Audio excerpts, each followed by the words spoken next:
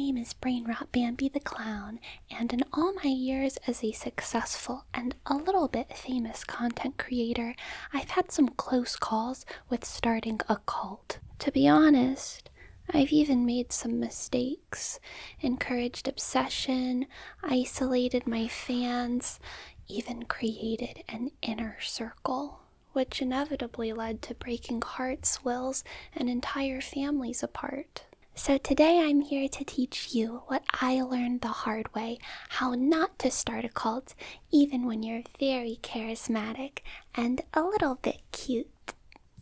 If you ever get the feedback that your smile lights up a room, that people love listening to you talk about anything, or that you make everyone you talk to feel special, watch out. There are hundreds, maybe even thousands of NPCs just waiting to fall in line and worship the ground you walk on. But you might not be trying to aura farm. You were just born with it. It wasn't Maybelline. You might not have any big, important ideas to contribute to the world. You might just have a nice smile that you wish you could give to the love of your life instead of your masses of fans. But it seems like the more people get to know you, the less they love you. And the people who love you the most are the people who know you the least. And the better people know you, the more broken they become, and the more they see your own brokenness, and then no one is smiling anymore. If that sounds like you, you're naturally a cult leader. Your base stats are stacked all backwards, and if you're not careful, you can curate fame and honor and respect with absolutely nothing, zilch, to back it. So you have to set some weird boundaries, and those boundaries won't make sense or really apply at all to riskless people. The first and most important rule is to never give anyone a nickname.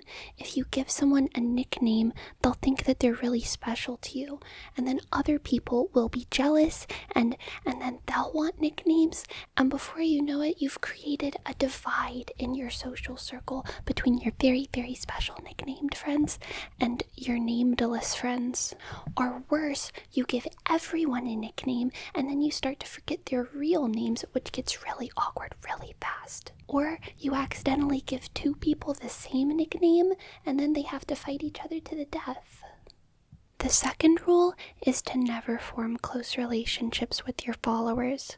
Everyone who's really, really, truly special in your life has to be someone from either your bio family or someone who you met outside of the community that you cultivate. That way, your followers never see being close to you as a sort of earnable privilege of how devout they are. They just see you as a person with a life outside of your community.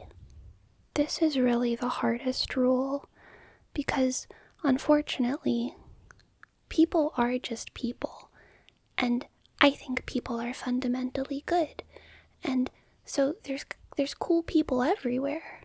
For example, as a YouTuber, I'm sure I could become best friends with so many of you, and we could walk each other's dogs, and eat each other's tofu, and breathe each other's galaxy gas. But it wouldn't be wise for me to become friends with any one of you. Not one. No matter how fruitful that friendship becomes. It's kind of like how doctors, even though they're the most qualified to give diagnoses, have extra restrictions about how they can't diagnose strangers on the internet. YouTubers are super qualified to be best friends with a lot of people, so we have to have extra restrictions about becoming best friends with people.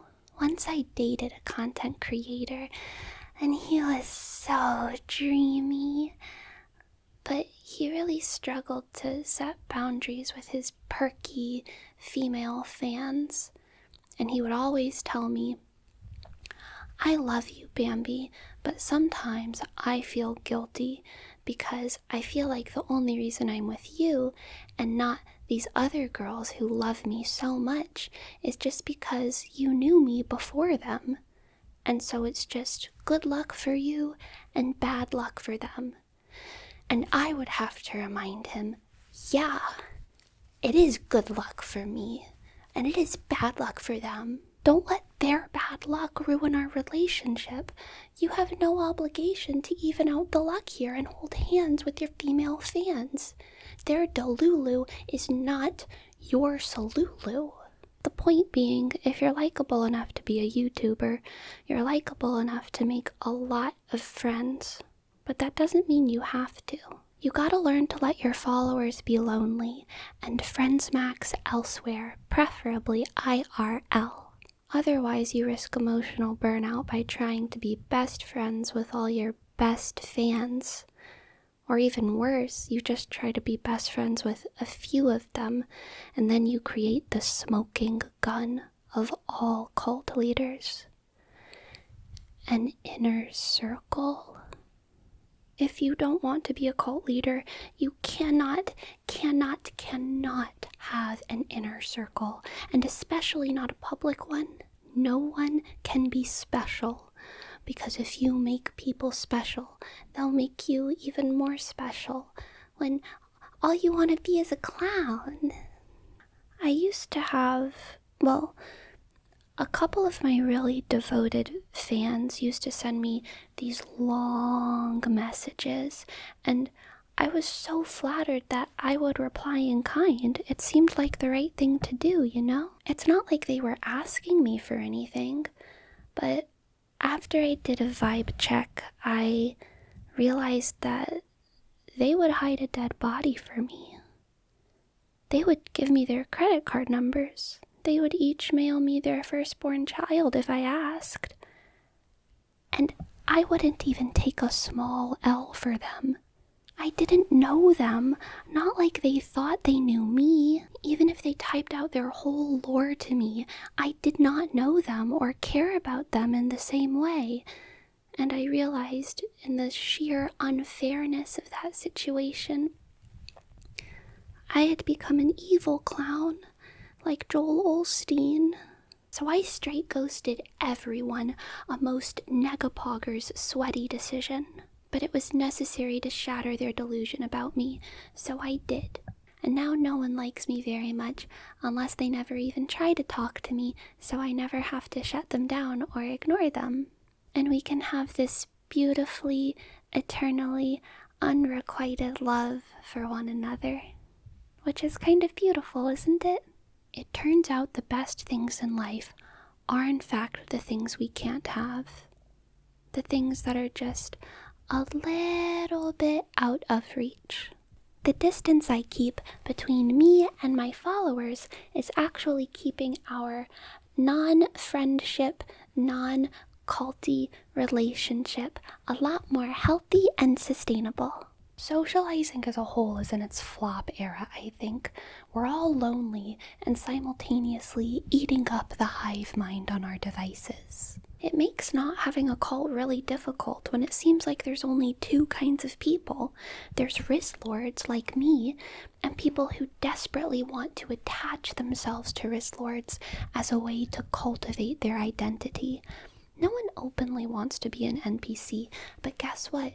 If you're not playing the main character, you're an NPC. And if you do choose to be the main character, then NPCs will be knocking down your doors with side quests until you decide to go offline. And by go offline, I don't mean die. I actually mean just get off the computer and remember how completely irrelevant you are. When you're naturally charismatic, you've got to keep your ego in check. And if you always have access to infinite praise, passionate criticisms, and opportunities to grow your own influence, then you're going to start thinking you have some grand mission in the world, that you have a responsibility to use your platform to help people. But babe, you gotta remember, there are experts in the world at helping people, and you're an idiot. You're not the one for this job. Go donate to DFTBA and go on a walk.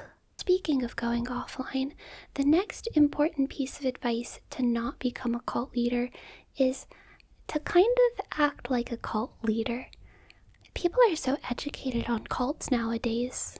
They know how to identify culty red flags and check their obsession with you. So if you just act like an influencer rather than a fleshed out human, like maybe you start an advice series on your YouTube channel, or you make really clickbaity titles, or you start selling merch, people will see you as an influencer rather than something more.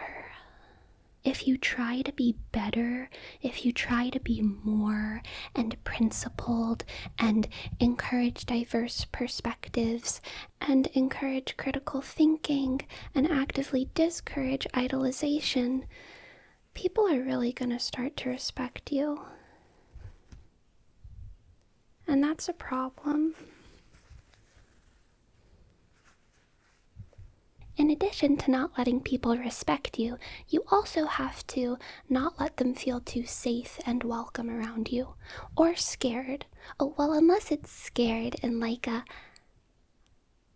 oh wait, no, that's definitely bad too. Don't let them feel safe or scared. You just have to encourage people to take you in doses and not as a lifestyle. Be a little bit too much, make a little mistake, go too far, get a little canceled. You're just a girl. That way people are always criticizing you and you're never, ever, ever good enough, which is how it should be. Forever. For me. Probably the most foolproof way not to start a cult is to join a cult. It's a pretty high-risk, high-reward maneuver, though. I do not recommend Scientology or CrossFit. They're just too chuggy. I'm also not entirely convinced that they're two separate organizations. Instead, some recommendations that I have are Cryptid Hunters, Queer Plant Moms United, and National Honor Society. What are your favorite cults? Please leave a comment immediately. When you join a cult, you basically forfeit all potential to be a cult leader, but you make some major sacrifices. The respect you've garnered, gone. Immediate negative aura activated. Because you'll be certifiably Ohio as long as your interests are perceived as not just being your own. People will say that you're a shill, that you've been bought, which, gosh, I wish someone would buy me sometimes. I'm currently not in a cult because freedom and respect are too important to me. But please don't respect me for it. I'm just like you for real. Cultless and confused, lost in the sauce, and sussed out by RFK Jr. If you want to start a cult, I say go for it, queen. Maybe you'll finally create one worth joining, but I don't want to do that. I just want to be Brain Rot Bambi, flawed and frequently ashamed of myself. But if you're a Riz Lord like me, trust me, I know it's hard to hold that boundary, but you are not alone. There's a whole community of people just like you, sheeps in wolves' clothing, who can't help but inspire and intimidate everyone around them just a little bit, even though we're just sheeps inside. So we gotta stick it to the man and stick together. Never let anyone put you on a pedestal. Never accept a compliment unless it's one you shouldn't accept. Get canceled quietly in ways no one cares about. And never, ever, ever give anyone a nickname. This is Brain Rot Bambi signing off. Skippity, skippity, yeet.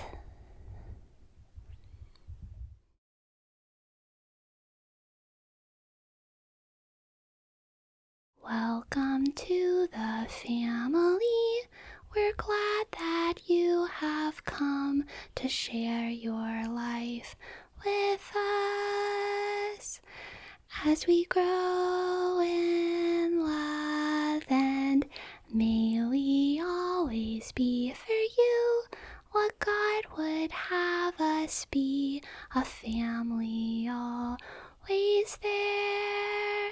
to be strong